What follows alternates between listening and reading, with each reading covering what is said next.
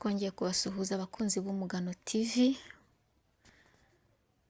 Uyu ni wa mwanya tubagezaho ibiganiro byacu. Muri iyi minsi tumaze igihe tubagezaho uruhererekane rw'uburyo bwa manipulation cyangwa se amayeri cyangwa amabanga akoreshwa muri manipulation narcissistique. Twabonyemo amabanga ageze muri 7.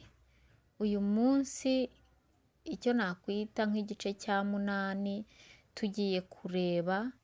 tugiye kurebera hamwe uburyo izi tactique cyangwa se aya mayeri yose umupiyeni agenda yahuriza hamwe kugira akabyara cycle cyangwa se urusobe rumwe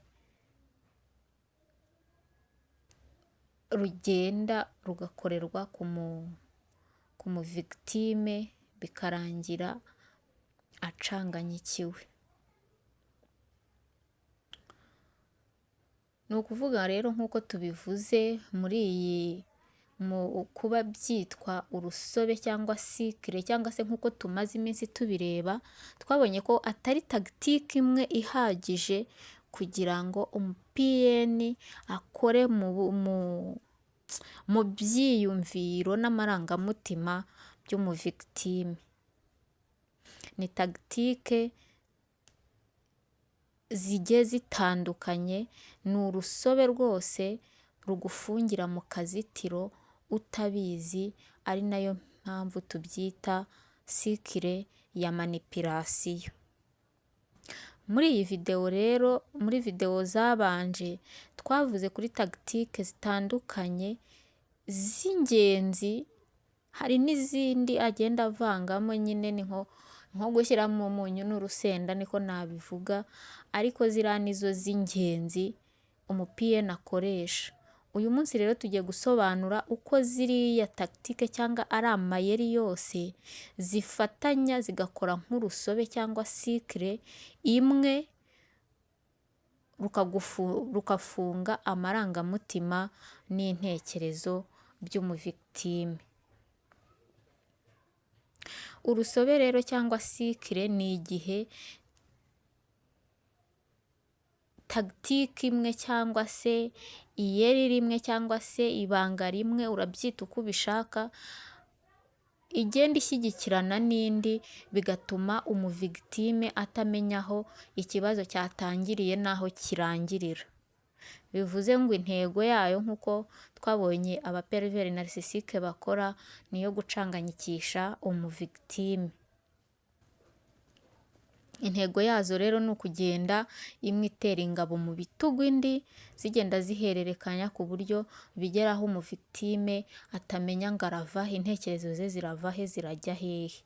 Ibi rero byose umupervers narcissique abikora afite intego yo kugira ngo agere ku rwego agenzura bya burundu amarangamutima ndetse n'intekerezo z'umu victime we.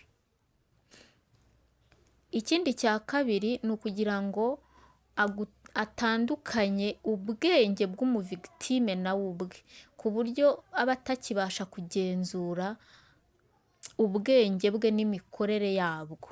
Bivuze ngo ntago aba akibasha kwitekerereza cyangwa ngo agenzure imitekerereze ye muri icyo gihe manipulation irimo kumukorerwaho.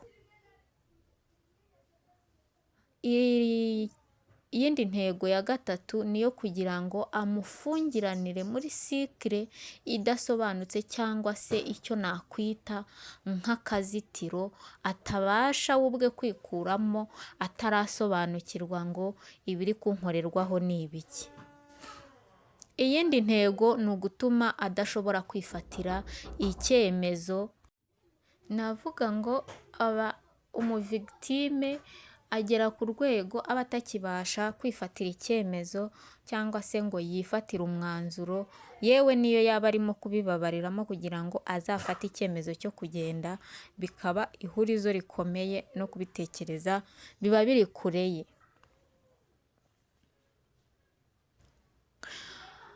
Izi tagitike rero nk'uko twazibonye ari zirindwi, nababwiye ko uko ari zirindwi ni izikomeye z'ingenzi, ariko ntibibujije ko hari n'izindi akoresha, ariko izindi akoresha ziri segonderi zishingiye kuri izi ngizi, navuga ngo ni nkazo ziri pirimeri cyangwa z'ingenzi cyane. Tugiye kurebera rero hamwe uburyo ziriya zirindwi twabonye zikoreshwa mu buryo zikamera nka sikiri imwe igenda yizenguruka. Twabonye iyitwa love bombing. Iyi ngiyi ituma umuvigitime yiyumva mu rukundo kandi rwinshi, akumva yarabonye nyine umuntu utangaje, umuntu utabaho, mbese navuga ngo iki, aba yarabonye umuntu w'inzozi ze, kubera ko abamurotesha, abamuha amasezerano n'ibiki byose by'agatangaza, n'ibyo atatekerezaga, mbese aba ageze hahandi umuntu atekereza ngo yaguye ahashashe. Hagakurikiraho uburyo bwo gukoresha shoyefurua. Shoyefurua twabonye niyo duherukiraho, twabonye ko ari uburyo akwereka uyu munsi ko muri kumwe, ariko ejo akakwigizayo kandi akabikora mu buryo buri kwera cyangwa se mu buryo bw'amayeri nyine nk'uko namwe mubyumva, ku buryo unanirwa kumenya ngo ese uyu muntu turi kumwe cyangwa ntituri kumwe. Ari nayo mpamvu umuvigitime acanganyikirwa, ntabashe kumenya gufata umwanzuro, ibi bintu ntibifashe mbivemo, kubera ko akwanga none ejo akaguha rwinshi ku buryo ucanganyikirwa. Iyi rero ituma umuvigitime ahora ahangayitse, agahora ategereje ko umuperiveri narisisike we asubira kuba mwiza nk'uko yatangiye abimwereka muri love bombing. Asigarana nyine inyota yo kongera kuroturuva wa muntu yakunze. Twabonye rero tretoma do silence. Iyi ngiyi yo twabonye ko ayikoresha nk'uburyo bwo guhana umuvigitime we, cyangwa nko gutuma wicira urubanza kugira ngo ugire ubwoba bwo kumutakaza, uhore ukoresha energy nyinshi kugira ngo wisiripase kugira ngo utamubura. Twabonye na devalorizasiyo cyangwa uburyo bw'itesha agaciro bukozwe gahoro gahoro. Ahangaha ho iyi tagitike ituma umuvigitime yiyanga, akibona nk'udahagije ku muperiveri narisisike we, asigara yitera agaciro muri make. Twabonyemo na porojegisiyo, ari bwo buryo agenda asa nk'ukujugunyaho amakosa ye akayikuraho, ugasigara umeze nk'aho uri kupabure y'ibyo we akora. Ni ukuvuga ngo agushyiraho ibibi bye, ugatangira kujya wibaza niba ari wowe kibazo kandi mu by'ukuri atari wowe. Twabonye rero na tiriyangirasiyo ituma akora yinjiza abandi bantu mu mubano wanyu, akugereranya nawe, ukamera nk'aho muri competition, ugahora ukamera nk'aho uri mu irushanwa n'abandi kugira ngo umwegukane. Gazirayitingi yo twabonye ko akamaro kayo ari ako kugira ngo agutere kwishidikanyaho, agutere kutiyizera, agutere kutizera ibitekerezo byawe, yewe n'ibintu ubona ubishidikanyeho, wibaze ngo ese ibyo mbona nibyo cyangwa sibyo. Ibi byose zino tagitike zose zihuriza hamwe, ubundi zikagusenya buhoro buhoro, ugasanga zirimo zirungikanya mu kugusenya. Imwe igenda yunganira indi nk'uko turimo kubivuga ngo ni sikiri, ni uruhererekane nyine. Imwe igenda ivaho yunganira indi, buri yose ayikoresha aho ikenewe kuko ni ibintu we aba akora abishaka kandi abigambiriye. Ibi rero bituma izi ngizi uko zigenda zigukorerwaho mu ruhererekane zigenda zikwangiza mu bitekerezo, zikakwangiza mu marangamutima, kugeza aho wumva udashobora no kwiyizera ubwawe, ndetse navuga ngo iki, ziguhindura denge ugasigara utazi n'icyo gufata cyangwa icyo kureka. Ibi rero niba byarakubayeho ntago ari uko uri weak cyangwa se uri umunyantege nke mu yandi magambo, ahubwo ni uko uru ruhererekane rugukorerwaho rugucanga mu mutwe ukabura uko uteye, ntago ruguha umwanya wo gutekereza, haba ameze nk'uri kukubombarida ibintu ku buryo ubwenge bwawe bugera aho ngaho bugacanganyikirwa, bukananirwa guhuza amakuru y'ibyo wowe wibonera. Ni ukuvuga ngo tageti ye aba ariyo, twabonye ko tageti ye ariyo kukugiraho kontorore totari yo mu mitekerereze no mu byiyumvo byawe. Aha rero aba yabigezeho, izi zose zirahererekanya, ubundi ukagenda uhinduka gake gake. Ntugire ngo rero ntago ari feburese yawe, ntago ari ubunyantege nke, ahubwo ni uko ibi bintu bigukorerwaho mu buryo utiteguye, ku buryo rwose udashobora gutekereza ngo ikigiye gukurikiraho ni iki, kuko we aba akurikirana amarangamutima yawe n'uburyo byose bihinduka, aba azi igikurikira ikindi. Ntago rero niba warigeze ugwa muri iki kibazo, ntago ari ikibazo cyawe, ahubwo nyine ni ibyagukoreweho. Niba rero wiyumva ukuntu cyangwa se ujya wibaza buri munsi utese ndi noromari, jya umenya ko atari wowe wahindutse, ahubwo wahinduwe na manipirasiyo yagukoreweho. Icya mbere, ibi bintu bigukorerwaho utabiteguye, ariko umuntu uje kubikwapurikiraho we aba yaje yakwize, anazi na tagitike azakoresha kugira ngo agere ku ntego ze. Ibi rero byose bigira impagite ziri negatifu ku muvigitime. Twatanga nk'ingero zitandukanye, usanga umuvigitime yaratakaje icyizere ku bitekerezo bye, mbese atakizera ibyo atekereza, kubera ko iteka twabonye ko hari tagitike akoresha akakwereka ko ibyo utekereza atari byo, yewe n'ibyo wabonye atari byo. Aha rero ugera aho ngaho ugasanga wataye icyizere cyo kwizera n'ibitekerezo byawe bwite.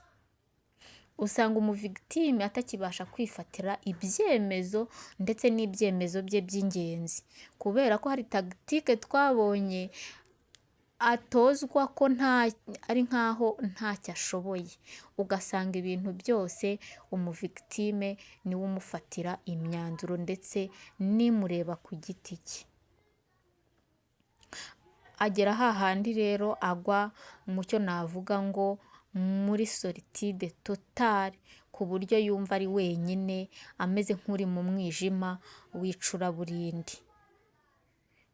Kuko twabonye ko nk'urugero, uyu munsi agukunda, ejo akaba aragucecekanye bya bindi byo kuguhana, ejo bundi akakugereranya n'abandi, nyuma akakubwira ko ari wowe kibazo, ejo yakugarukaho akavuga ati ariko burya uri ingenzi mu buzima bwanjye. Mbese nawe urabyumva, uracanganyikirwa, ntumenye ikijya mbere. Dusoza rero ikiganiro cy'uyu munsi, navuga ngo ibi bintu byose nubwo aba abikora kugira ngo agucangacange, hari n'aho ugera rwose ukumva waracanganyikiwe, ukumva umeze umeze nk'umusazi. Reka nkoreshe iri jambo kuko niryo ry'ikinyarwanda, cyangwa se ukuntu umeze mu kinyarwanda cy'iki gihe nk'ufite ubumuga bwo mu mutwe. Ntago uri umusazi, nta nubwo uri umunyantege nke, ahubwo uri mu rusobe rw'uburyo bwo kugenzura imitekerereze yawe n'amarangamutima yawe, aribwo twise manipirasiyo narisisike.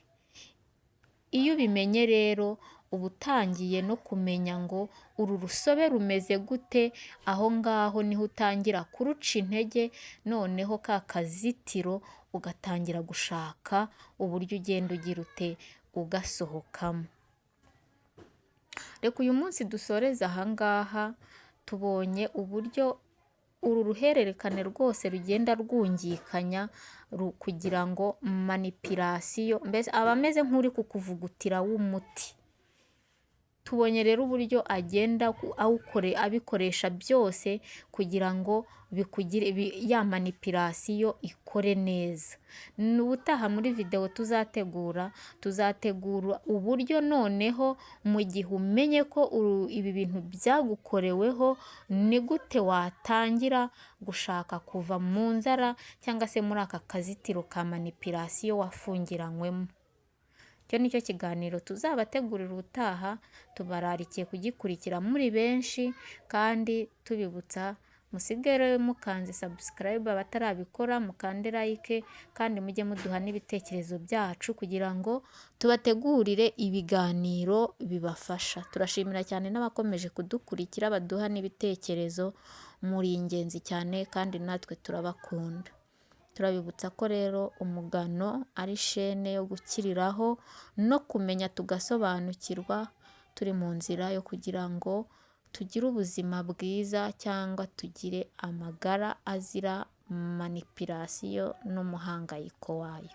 Ngaho rero murabeho nakagaruka, murakoze cyane.